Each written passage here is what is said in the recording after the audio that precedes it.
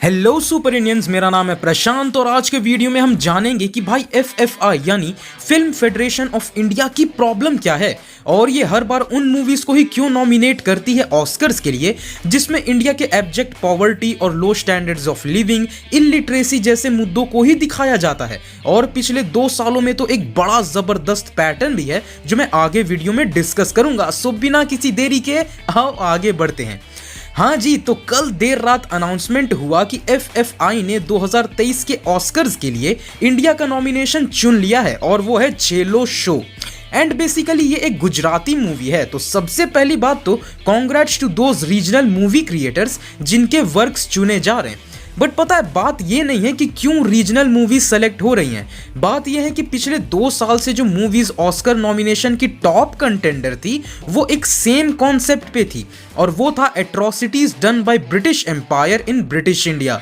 क्योंकि अगर तुम सबको याद हो तो पिछले ऑस्कर नॉमिनेशंस के लिए एफएफआई ने पेबल्स नाम के एक तमिल मूवी को सेलेक्ट किया था जिसके अगेंस्ट रेस में टॉप कंटेंडर थी सुजीत सरकार की सरदार उधम, जो कि एक क्रांतिकारी शहीद सरदार उधम जी पे थी और वो मूवी ब्रिटिश एम्पायर के किए काले करतूतों पे आधारित थी।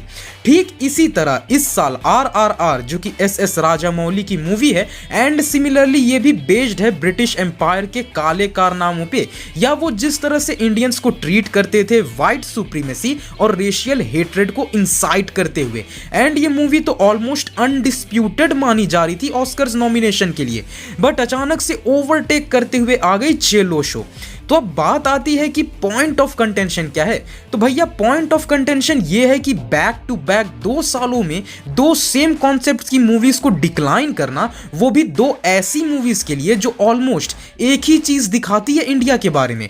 तुम चाहे पेबल्स के ट्रेलर को उठा लो या चेलो शो के, इन दोनों मूवीज में कहीं ना कहीं इंडिया की जो इमेज दिखाई जाती है वो इंटरनेशनल प्लेटफॉर्म्स के लिए तो एक स्टीरियोटाइप ही बना दिया गया इंडिया के लिए। अब मैं ये नहीं कह रहा कि कोई रीजनल मूवी अच्छी नहीं हो सकती या फिर इन मूवीज को मैं बिना देखे कैसे जज कर सकता हूं।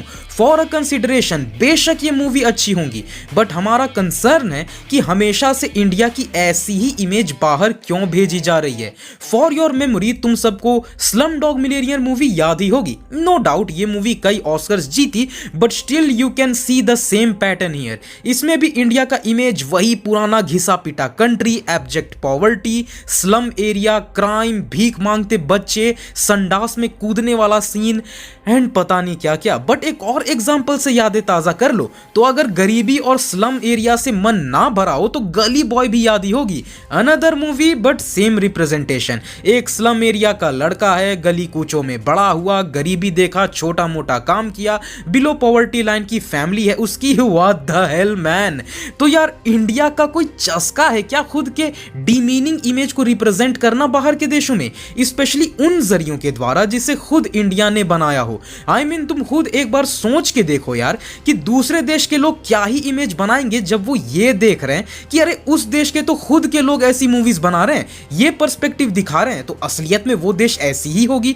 और ये सब कहीं ना कहीं वेस्टर्न कंट्रीज के उस छिपे हुए वाइट सुप्रीमेसी या सुपीरियर रेस या सुपीरियर सोसाइटी या सिविलाइजेशन वाले भूख को पूरा करती है।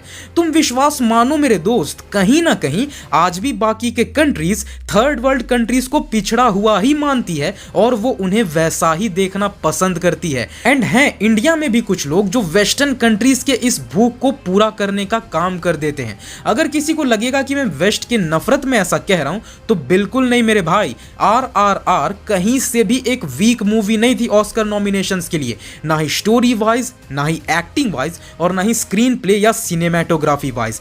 It was a total deserving contender for the nomination title. But हर बार, लिटरली हर बार किसी ऐसे मूवी को ही एफएफआई सेलेक्ट करती है जो कि इंडिया के अलग ही इमेज को दिखाती है।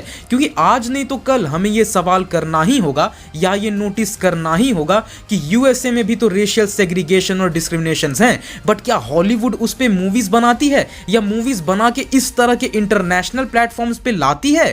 क्या यूएसए अपने हर एक मूवी में खुद को वर्ल्ड लीडर या वर्ल्ड हीरो की तरह नहीं दिखाता? क्या इंग्लैंड ने कभी मूवीज बनाई कि उसने सैकड़ों सालों से इंपीरियलिज्म को बढ़ावा दिया, स्लेव ट्रेड जैसे काले काम किए, व्यापार के नाम पे सैकड़ों देशों को दीमक की तरह चाट गए?